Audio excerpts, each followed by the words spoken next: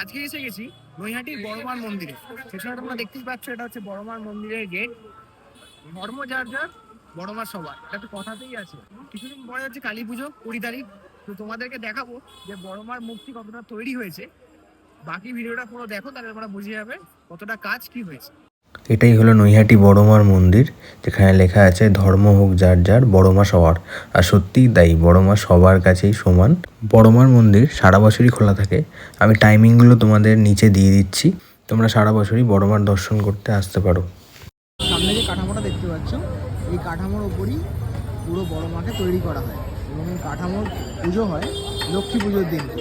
তো এই বছরে লক্ষ্মী পুজোর দিন এই কাঠামোর পুজো করা হয় এবং তারপরেই বড়মা তৈরি করার কাজ শুরু হয়। সামনে হচ্ছে এটা বড়মার মূর্তি, যেটা তৈরি হচ্ছে ঠিক সামনেই বড়মার পুজোটা হয় এইখানে। তোমরা যদি শিয়ালদা থেকে আসো তাহলে তোমাদের নামতে হবে নৈহাটি স্টেশনে, এবং নৈহাটি স্টেশনে নামার পর তোমাদের আসতে হবে অরবিন্দ রোডে। কিছুটা হেঁটে মন্দিরের সামনে এসে পৌঁছাবে। তোমরা মন্দিরের এই বাঁ দিকে যে রাস্তাটা দেখতে পাচ্ছ, এই রাস্তা দিয়ে সোজা গেলে তোমাদের নৈহাটি স্টেশন পড়বে, এবং ডান দিকের যে রাস্তাটা, এটা সোজা গেলে পড়বে লঞ্চ ঘাট, যার ওপারে হচ্ছে চুচুড়া।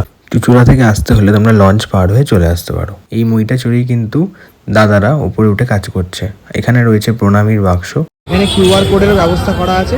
তোমরা যদি বড়মাকে খুশি হয়ে প্রণামী দিতে চাও বা ডোনেট করতে চাও, তোমরা এখানে দান করতে পারো। এখানে দেখতে পাচ্ছ দাদারা এখন কাজকর্ম শুরু করে দিয়েছে ঠাকুর বানানোর। সারাদিন ধরে অক্লান্ত পরিশ্রম করে ঠাকুর বানাচ্ছে দাদারা। এখানে বোর্ড টাঙিয়ে দেওয়া হয়েছে যে অনেকে কি হয়, মানত করার জন্য চেলি কাপড়, সুতো এবং অন্যান্য কোনো প্রকারের সামগ্রী ব্যারিকেডের মধ্যে বেঁধে দেয়।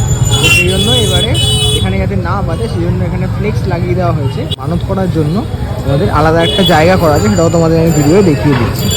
এই জায়গাটা রাখা হয়েছে, যারা মানত করে তারা চেলি কাপড় বা সুতোতে বাঁধে। তো এখানে তোমরা বাঁধতে পারো এসে তোমাদের মানত করার জন্য। তোমরা দেখতেই পাচ্ছ, এটা হচ্ছে এবছরের বড়মার মূর্তি। শুধু উপরে মাটি দেওয়া বাকি, তার উপর রং হবে এবং তারপরেই মা রেডি হয়ে যাবে পুরো। আর তো বেশি দিন বাকি নেই, আগামী সপ্তাহে হচ্ছে কালী পুজো। তো প্রায় এসেই গেল, মা পুরোপুরি রেডি হয়ে যাবে, তারপর পুজো আরাধনা সব শুরু হবে। হাইট সম্পর্কে কিছু বলার নেই, মূর্তির হাইট প্রত্যেক বছরই সমান হয়। মা যেমন প্রত্যেক বছর আসেন সেম হাইট, এবছরও ঠিক সমান হাইটে। দাদারা এখানে খুব পরিশ্রম করছে মাকে রেডি করার জন্য। তোমরাও বড়মার কাছে দর্শন করতে এসো এবং কালী পুজো তোমাদের খুব ভালো কাটুক। ভিডিওটা আমি এখানে এন্ডিং করছি। ভিডিওটা লাইক করে দিও, শেয়ার করে দিও, সাবস্ক্রাইব করে দিও। Bye bye.